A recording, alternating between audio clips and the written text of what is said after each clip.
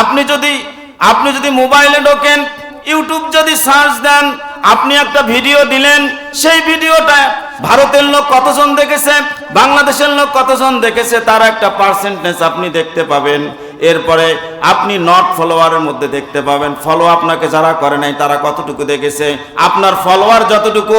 আপনার ফলোয়ার কতগুলো আছে, কারা দেখেছে, কত পার্সেন্ট দেখেছে, সেখানে আপনি দেখতে পাবেন।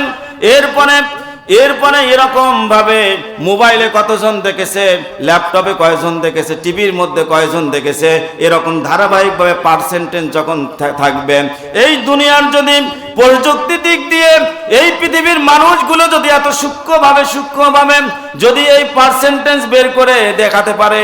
আমার আল্লাহ রাব্বুল আলামিন কতটুকু আপনি সময় নষ্ট করেছেন, জমিতে সময় নষ্ট করেছেন, আপনি কতটুকু স্কুলে সময় নষ্ট করেছেন, কখন আপনার গার্লফ্রেন্ড নিয়ে আপনি কোথায় ঘুরে আপনার সময় নষ্ট করেছেন, ও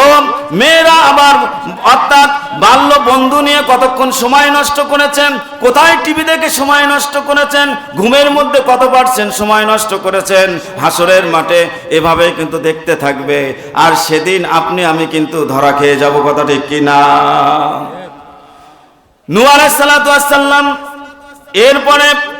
তার বাড়িতে যখন চলে গেলেন, চলে যাওয়ার সঙ্গে সঙ্গে তাকে আপ্যায়ন করা হলো,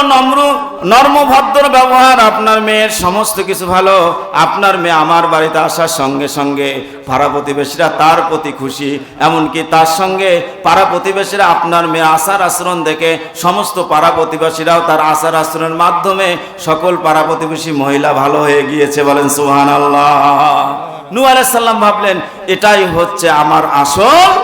মেয়ে।